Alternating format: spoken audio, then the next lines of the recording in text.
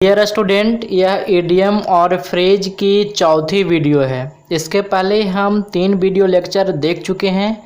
तो अगर उन सारे वीडियोज को आप देखना चाहते हैं तो ऊपर आई बटन पे और नीचे कमेंट बॉक्स में उन वीडियोज का लिंक दिया गया है।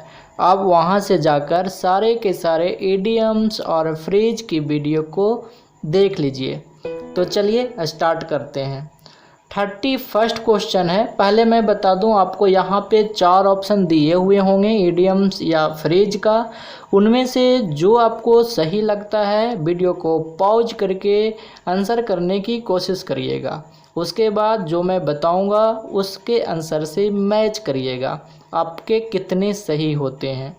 तो यहाँ पे 31st क्वेश्चन है फिट एंड स्टार्ट्स। तो फिट एंड स्टार्ट्स का मतलब होता है अनियमित रूप से। आप अपनी कॉपी में नोट करिएगा, बहुत ही इम्पॉर्टेंट है। फिट एंड स्टार्ट्स का मतलब होता है अनियमित रूप से। और यहाँ पे ऑप्शन के हिसाब से जाएंगे तो आपका ऑप्शन सी है इरेगुलरली, है ना। तो ऑप्शन सी आपका राइट आंसर है। 32 नंबर क्वेश्चन है बैड ब्लड। बैड ब्लड का मतलब होता है दुश्मनी करना, या फिर किसी से आप जब नफरत करते हो, दुश्मनी की भावना होती है, तब आप इस इडियम का यूज करते हो। तो आप ऐसा मत कर देना। आपका एग्जामिनर क्या करेगा, आपके एग्ज़ाम में ऐसे ऑप्शन ज़रूर देगा। देखिए, जैसे मैंने यहाँ पे ब्लैक ब्लड और रेड ब्लड दे रखा है, तो आप बैड ब्लड का मतलब ये नहीं रिलेट कर लेना कि ख़राब खून है तो ब्लैक होगा या फिर रेड होगा। ऐसे मत रिलेट करना, कभी भी नहीं, ठीक है।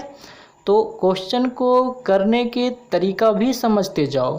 तो यहाँ पे दुश्मनी उत्पन्न करना या फिर दुश्मनी निभाना ऑप्शन बी के अनुसार जाएगा, यानी ऑप्शन बी आपका राइट आंसर है। 33 नंबर क्वेश्चन है कट अ सॉरी फिगर। याद रखिएगा, जब आप कहीं पे कोई भी काम स्टार्ट करते हैं, जैसे आपने भाषण देना स्टार्ट किया, आपने अपना प्रेजेंटेशन स्टार्ट किया, कोई भी चीज़ जब आप स्टार्ट करते हैं और शुरुआत में ही गलती कर जाते हैं, मतलब शुरुआत में ही आप नर्वस हो जाते हैं, शुरुआत में ही आप गड़बड़ा जाते हैं, ठीक है ना।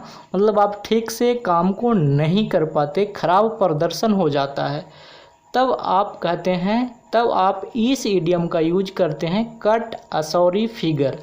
तो यहाँ पे जो सही आंसर है ऑप्शन ए बैडली परफॉर्म्ड। आप अपनी कॉपी में इडियम्स लिखिएगा, उसका हिंदी मीनिंग और बगल में इंग्लिश मीनिंग लिखते जाइएगा। 34 नंबर क्वेश्चन है कास्टल्स इन द एयर। अब बताते हैं, जब इस इडियम का यूज हम तब करते हैं जब कोई भी चीज़ बहुत ही ज़्यादा अविश्वसनीय हो, मतलब जिसे विश्वास ना किया जाए। आप बताओ, आपको कोई बताए कि हवा में मैं महल बना रहा हूँ, मतलब हवा में ऊपर आकाश में मैं बहुत बड़ा महल बंगला बना रहा हूँ, तो क्या ऐसा विश्वास होगा? नहीं ना। तो कैन नॉट बी रियलाइज्ड, यहाँ पे ऑप्शन सी आपका राइट आंसर होगा। 35 नंबर क्वेश्चन है फ्रेंच लीव। जब आप कहीं पे जॉब करते हो, कहीं पे कोई भी काम करते हो और बिना परमिशन के उस काम से छुट्टी ले लेते हो, मतलब आपने बताया नहीं, आपने परमिशन लिया नहीं और आप छुट्टी पर चले जाते हो, तो फ्रेंच लीव का मतलब होता है बिन बताए छुट्टी ले लेना। तो यहाँ पे ऑप्शन के हिसाब से जाएंगे तो पहला नंबर ऑप्शन है लीव विदाउट परमिशन, और इसको ऑप्शन बी से बिल्कुल भी कंफ्यूज ना होना, क्योंकि एग्जामिनर इस तरीके के ऑप्शन देगा तो आपको पूरी तरीके से याद करना है कि बिना परमिशन के छुट्टी लेना, है ना, बिना आज्ञा के, ये याद रखिएगा, फ्रेंच लीव होता है। चलिए अगला है 36 number question a dog in the manager. अब देखिए, इस इडियम को मैं आपको याद करवाता हूँ और समझाता भी हूँ। अब बताइए, आपकी कोई कंपनी है, आपका कोई संस्था है और आप उसमें मैनेजर रखते हैं, है ना, प्रबंधक को रखते हैं, और उसमें कुत्ता को आप मैनेजर बनाइएगा, डॉग को, तो क्या वो कभी आपको फ़ायदा देगा? नहीं ना, आपको हमेशा घाटा ही करेगा, क्योंकि डॉग कभी मैनेजर बनता है क्या? नहीं ना। तो इस इडियम यहाँ से बना कि वो खुद को मतलब खुद भी अपने लिए भी नहीं कर पाएगा और दूसरे के लिए, मतलब अपने लिए भी भला नहीं कर पाएगा और दूसरे के लिए भी नहीं। तो यहाँ पे जो सही आंसर है 36 नंबर क्वेश्चन का, वो है नेवर बेनिफिटेड। ऑप्शन सी आपका राइट आंसर है। अब इसका हिंदी मीनिंग बता देता हूँ।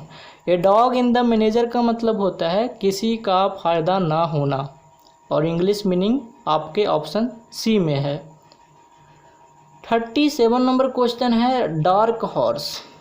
देखिए, ऐसे छुपर आप जानते हैं ना, कुछ छुपा रुस्तम लोग होते हैं, आपके दोस्त आपको बताएंगे नहीं कि मैं पढ़ रहा हूँ, और वो रात रात भर पढ़ेंगे, पूरी मेहनत करेंगे, और आपको क्या कहेंगे कि मैं तो पढ़ता हूँ यार, कुछ भी नहीं पढ़ता। तो डार्क हॉर्स का मतलब होता है कि जिसके बारे में आपने अंदाज़ा भी नहीं लगाया था कि ये रेस जीत लेगा, ये मैच जीत लेगा, ये मतलब सक्सेस हो पाएगा, और वो सक्सेस हो जाता है। तो इसका सही आंसर है ऑप्शन सी। यहाँ पे ऑप्शन सी होगा 37 नंबर क्वेश्चन का, अनएक्सपेक्टेड विनर। ठीक है ना, ऑप्शन सी आपका सही आंसर है। अनएक्सपेक्टेड विनर मतलब कि आपने इस चीज़ को एक्सपेक्ट भी नहीं किया था, मतलब आशा भी नहीं किया था कि ये रेस जीतेगा, लेकिन जीत लिया। तो डार्क हॉर्स का मतलब होता है कि कोई भी ऐसा पर्सन जिसके बारे में आशा नहीं किया गया था, फिर भी वह सफल हो गया। चलिए, 38 नंबर क्वेश्चन है एबव ऑल। एबव ऑल, जैसे आप बहुत सारे बात कर रहे हैं और कहते हैं कि एबव ऑल सब ठीक ही है, या फिर एबव ऑल ये वाली प्रॉब्लम सबसे ज़्यादा ज़रूरी है। तो एबव ऑल का मतलब होता है बहुत ही महत्वपूर्ण। ठीक है, तो यहाँ पे सही आंसर है मोस्ट इम्पॉर्टेंट। जैसे मैं कहूँ कि आप तो इतना पढ़ रहे हो, बट एबव ऑल रिवीजन बहुत ज़रूरी है। पढ़ने से कोई मतलब नहीं होता, आपको रिवीजन करना बहुत ही ज़रूरी है। तो एबव ऑल का मतलब है बहुत ही महत्वपूर्ण, है ना। ऑप्शन ए आपका राइट आंसर है। 39 क्वेश्चन बहुत ईजी है लेकिन इम्पॉर्टेंट है, और आपके एग्ज़ाम में ना ऐसे ही ईजी क्वेश्चन पूछे जाएंगे, तो आप बिल्कुल भी टेंशन मत लो, बहुत इजी क्वेश्चन आएंगे आपके एग्ज़ाम में। और लास्ट में मैं आपको ऑप्शन एलिमिनेशन मेथड बताऊंगा कि अगर आपको आंसर ना भी आ रहा है तो ऑप्शन को एलिमिनेट करके कैसे करोगे आंसर, वो मैं बताऊंगा लास्ट में। तो गिव अप का मतलब होता है त्याग देना, छोड़ देना। तो यहाँ पे ऑप्शन के हिसाब से सही आंसर है ऑप्शन बी, सरेंडर, है ना। चलिए, टूथ एंड नेल।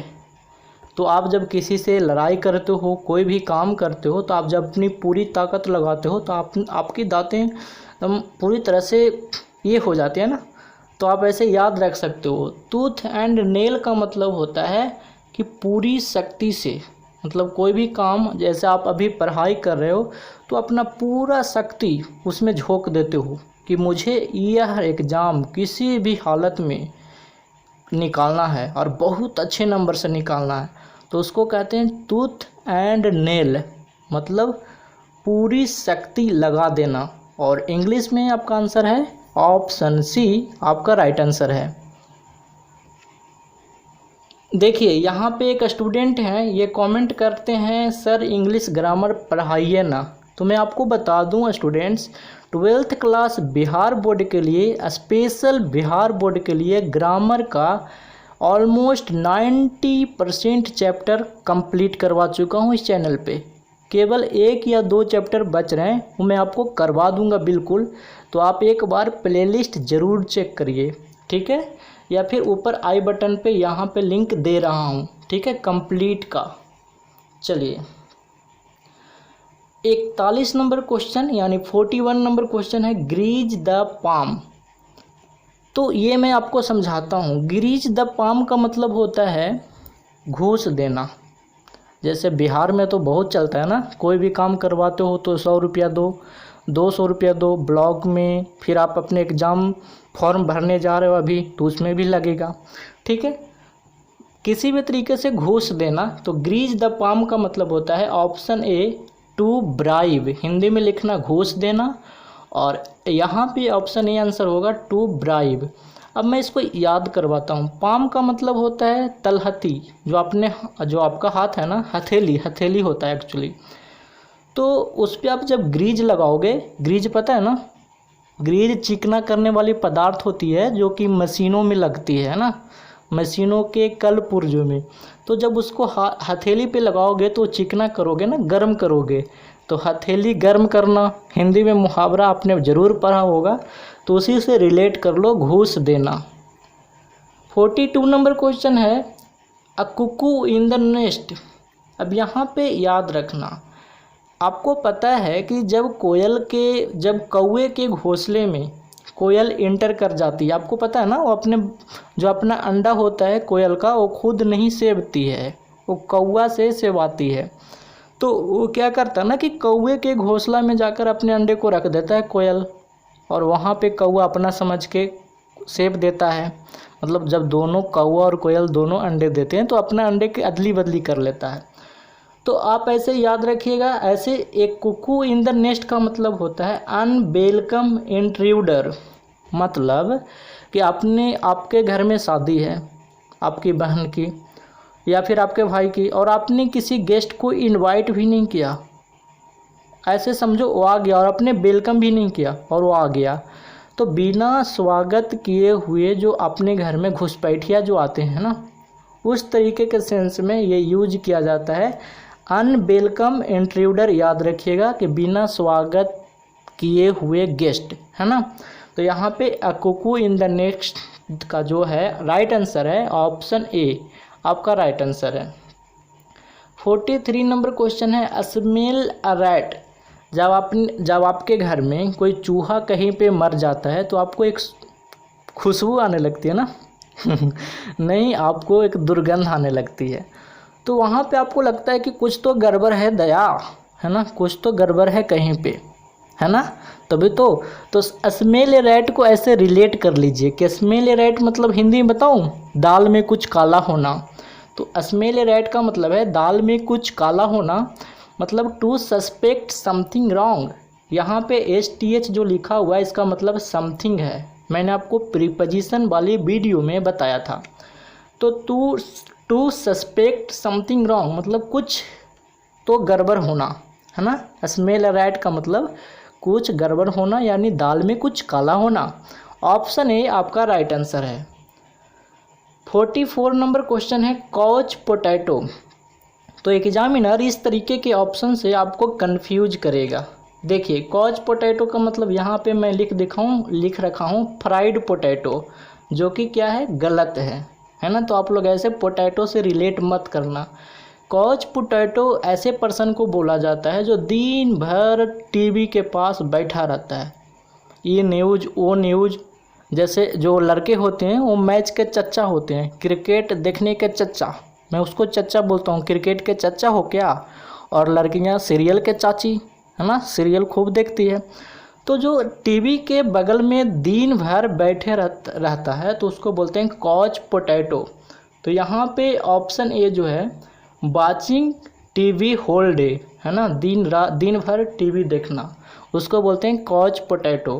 तो 44 नंबर क्वेश्चन का सही आंसर है ऑप्शन ए। 45 नंबर क्वेश्चन है ईट इन अ नट सेल। नट जानते हो ना, नट बादाम, है ना। ऐसे तो नट बोलते हैं ड्राई फ्रूट को, बादाम हो गया, कोकोनट हो गया।